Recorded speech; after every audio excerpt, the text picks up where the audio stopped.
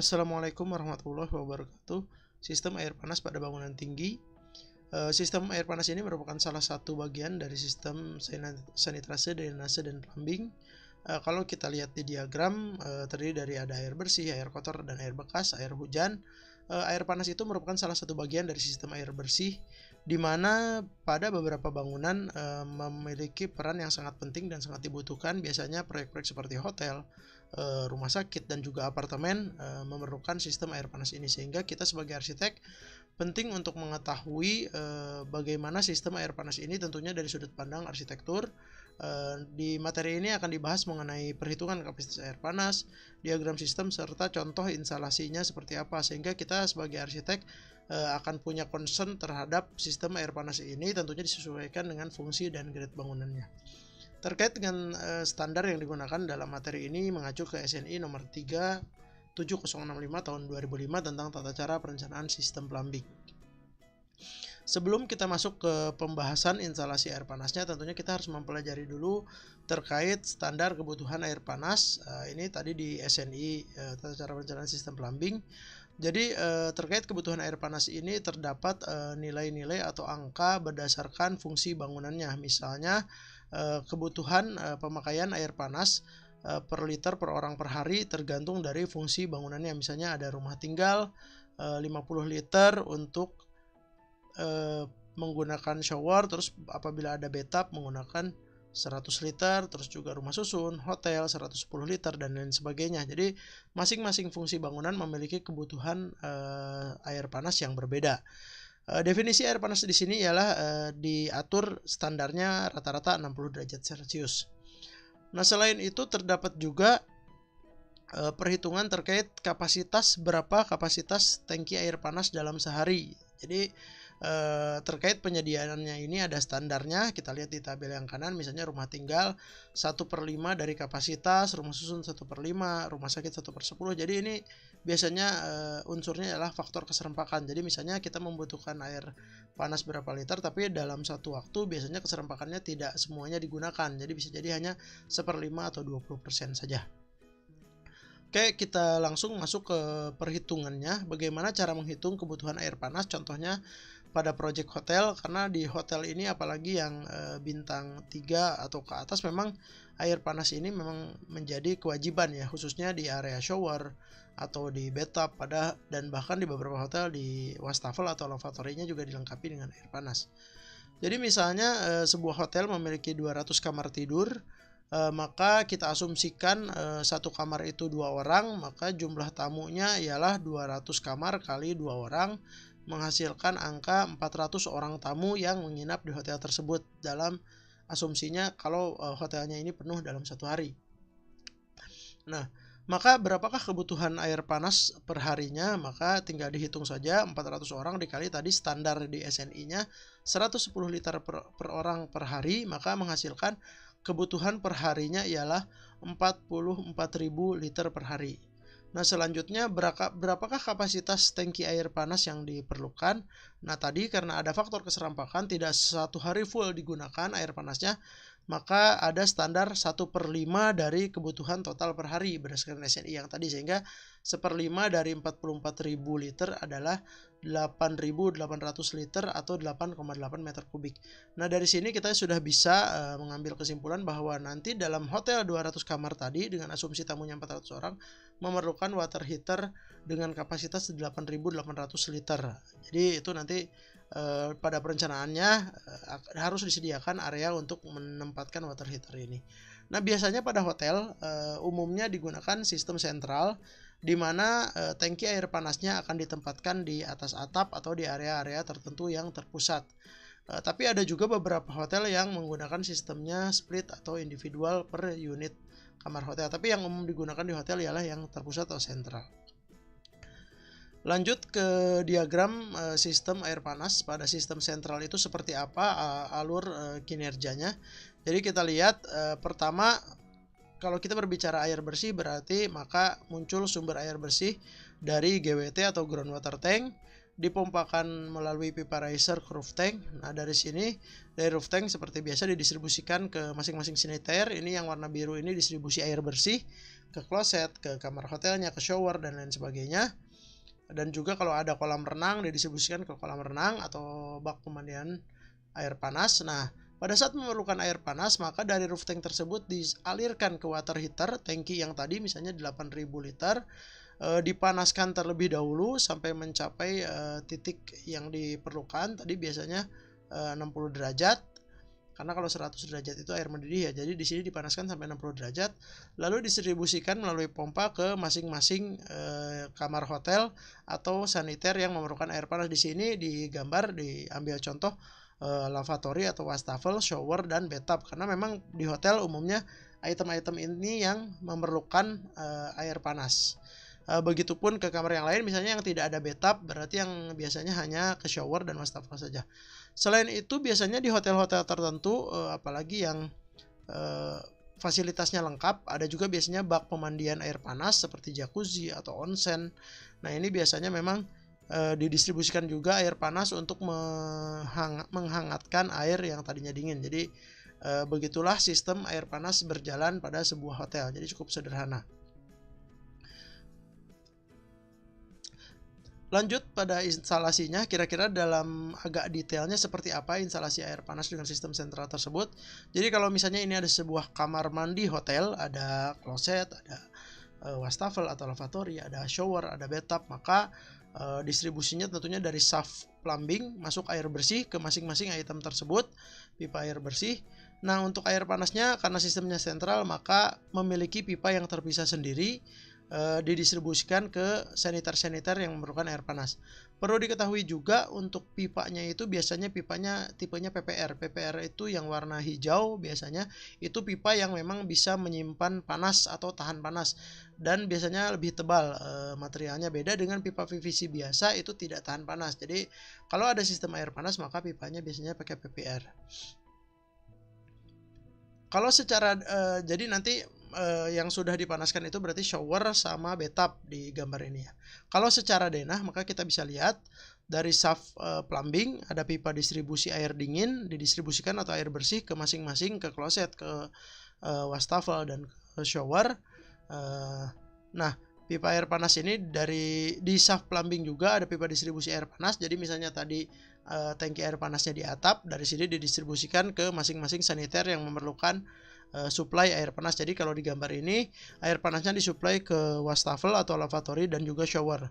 Nah, yang harus diperhatikan jadi item-item ini nantinya akan ada mixer di saniternya atau di fittingnya, misalnya keran atau shower, di mana mixer tersebut yang akan memix atau mencampurkan antara air panas dan air dingin. Jadi penting bagi kita sebagai perencana arsitektur untuk menentukan saniter-saniter apa yang akan dipasang, karena ini sesuai dengan fungsinya. Misalnya hotel ya pastinya harus wastafel sama showernya pada umumnya harus bisa air panas dan air dingin, sehingga nanti mixernya di mix menjadi air yang keluar dari keran atau dari shower tersebut menjadi air hangat yang sesuai dengan kebutuhan tamu itu sendiri. Jadi bisa diatur ya kehangatannya seperti apa, tinggal di switch ke kanan kiri atau diputar.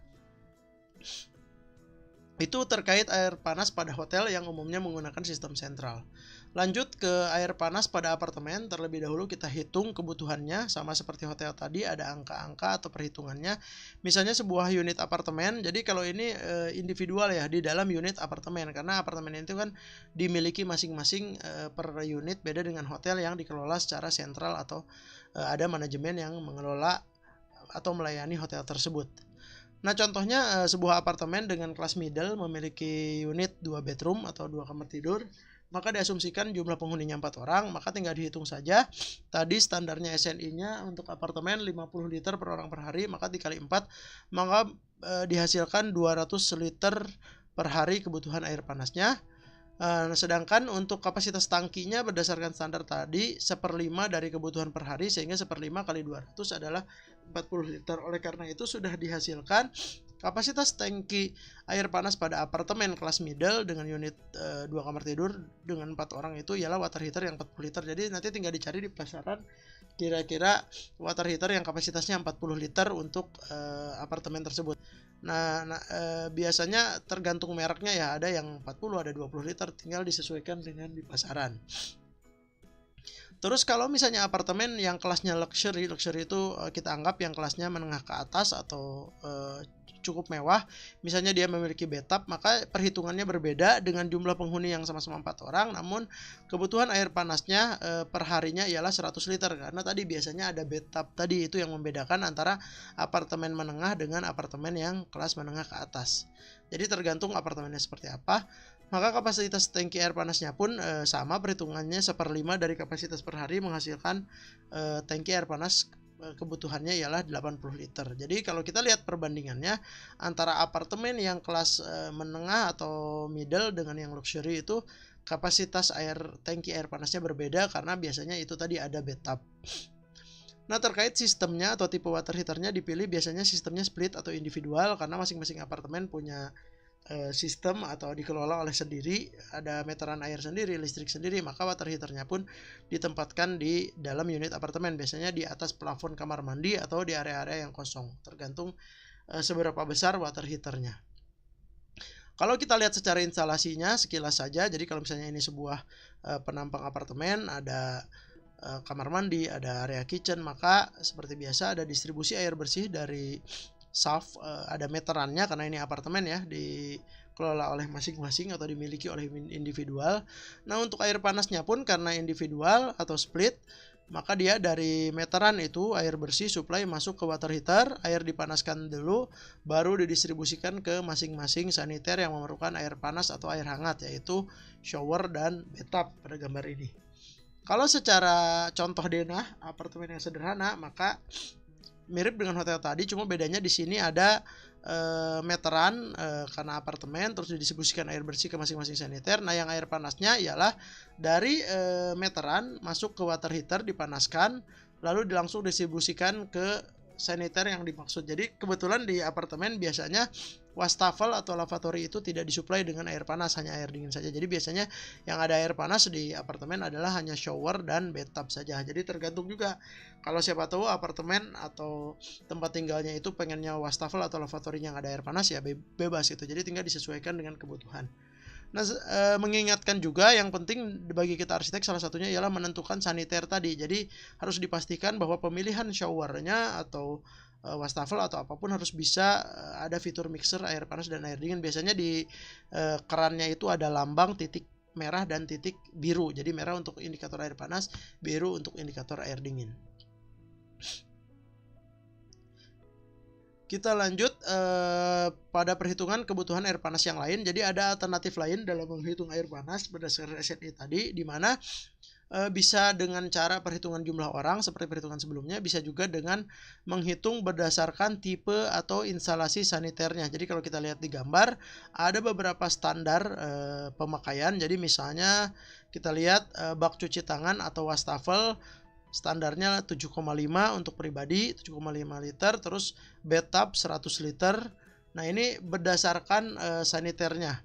Dan di sini pun ada faktor keserempakan, sehingga untuk rumah pribadi atau rusun kantor dicadangkan 30% dari kebutuhan per hari. Jadi ini benar-benar dihitung berdasarkan fitur saniter apa yang ada di dalam unit atau di dalam ruangan tersebut. Kita langsung masuk ke contoh perhitungannya saja. Misalnya sebuah apartemen, bagaimana cara menghitung air panasnya berdasarkan fitur-fitur saniternya. Misalnya apartemen luxury 3 bedroom memiliki 2 kamar mandi, biasanya 1 kamar mandi pada kamar tidur utama, 1 kamar mandi untuk umum. Nah, pada apartemen tersebut terdapat kamar mandi A yang isinya ada 1 bathtub, 1 shower, 1 lavatory atau wastafel. Sementara kamar mandi B untuk kamar mandi anak biasanya 1 shower dan 1 lavatory. Jadi dihitung berdasarkan saniter. Maka kita tinggal hitung berdasarkan standar SNI tadi. Contohnya di kamar mandi A ada 1 bathtub, maka dia membutuhkan air panas 100 liter, shower 50 liter kali 1 shower, lavatory 7,5 liter, sehingga di kamar mandi A memerlukan kebutuhan air panasnya 157,5 liter. Sementara di kamar mandi yang B, yang kamar mandi satunya hanya ada shower dan lavatory saja, dihitung showernya 50 liter, lavatorynya 7,5 liter, maka dibutuhkan air panas 57,5 liter. Nah, sehingga total kebutuhan air panas pada apartemen berdasarkan saniter ini ialah 157 tambah 57,5 menjadi 215 liter. Nah, jadi ini pendekatannya biasanya lebih akurat, maka angkanya pun berbeda dengan tadi yang asumsi dengan jumlah orang. Selanjutnya, berapakah kapasitas air panasnya? Jadi di sini dihitung berdasarkan 30% dari kebutuhan per hari, maka dihasilkanlah 30% dari 215 liter, sehingga kebutuhan air panas per harinya adalah tangki air panasnya 64,5 liter. Nah, untuk kebutuhannya 64,5 liter ini, maka disarankan dinaikin ke atas ke 70 atau 80 liter, tapi intinya adalah disesuaikan dengan tangki air panas yang ada di pasaran. Karena kalau untuk apartemen ini beda dengan hotel. Kalau sistem sentral biasanya pesan tangki yang sekian ribu liter, tapi kalau apartemen itu karena individual biasanya beli berdasarkan merek dan kapasitasnya sudah ada di merek tersebut. Pilihannya misalnya ada 20, ada 80, nanti kita asumsikan saja untuk project ini 80 liter. Terus sistemnya atau penempatannya ialah split atau individual dengan satu water heater untuk supply 2 kamar mandi sekaligus. Jadi kalau contoh sebelumnya 1 water heater untuk 1 kamar mandi, sementara ini 1 water heater untuk beberapa kamar mandi. Jadi tergantung tadi kebutuhan saniternya seperti apa. Nah, biasanya penempatannya ditaruh di si water heaternya di atas plafon kamar mandi. Jadi umumnya digunakan di apartemen atau rumah-rumah mewah lah, sistem seperti ini. Kalau contoh instalasinya secara sederhana, jadi misalnya ini sebuah apartemen dengan 2 kamar mandi, maka dari meteran shaft plumbing, air bersih supply ke masing-masing saniter, terus supply ke kamar mandi satunya. Nah, dari situ dimasukin ke pipa air bersih, masuk ke water heater yang 80 liter tadi, misalnya dipanaskan, airnya baru didistribusikan ke masing-masing saniter. Jadi tadi dimasukkan ke wastafel, ke bathtub, terus ke kamar mandi yang satunya itu ke shower dan lavatory atau wastafel saja. Jadi ini yang umum digunakan di apartemen yang kelasnya menengah ke atas atau rumah-rumah mewah. Jadi kurang lebih seperti ini ilustrasi gambarannya. Seperti biasa mengingatkan juga untuk pemilihan saniter harus mixernya bisa air panas dan air dingin. Terakhir, kesimpulannya bagaimana kita sebagai arsitek terkait perencanaan sistem air panas ini. Yang pasti kita harus mengetahui sistem air panas yang ditentukan pada proyek tersebut. Misalnya apakah kita memilih sistem sentral atau split. Biasanya menyesuaikan dengan fungsi bangunan. Hotel umumnya sentral, rumah sakit juga sentral, mirip dengan hotel. Tapi kalau apartemen biasanya umumnya pakai sistem split atau individual per masing-masing unit. Selanjutnya kita juga harus mengetahui kapasitas tangki air panas. Tadi perkiraan saja berapa kapasitasnya, sehingga kita bisa menyediakan areanya untuk tangki air panas, khususnya untuk tadi yang sentral karena ukurannya relatif besar. Sementara yang split itu di apartemen biasanya ditaruh di atas plafon aja gitu. Ini juga tadi tergantung fungsi dan kelas bangunannya seperti apa. Terus tadi penempatan tangki air panas ya sudah disebutkan, disediakan bisa di atap untuk sentral dan untuk split di plafon. Terus yang terakhir, perencanaan dan pemilihan saniter. Jadi ini yang sangat penting untuk kita sebagai arsitek. Jadi dalam merencanakan kamar mandi atau air basah atau area basah, maka harus jelas showernya tipenya apa, bathtubnya apa, lavatorynya apa, dan harus dipastikan bahwa di dalam saniter tersebut ada fitur-fitur untuk mixer air panas dengan air dingin, sehingga akan sinkron dengan kebutuhan dari misalnya tadi apartemen atau hotel tersebut. Jadi itulah materi mengenai air panas. Mudah-mudahan bermanfaat. Wassalamualaikum warahmatullahi wabarakatuh.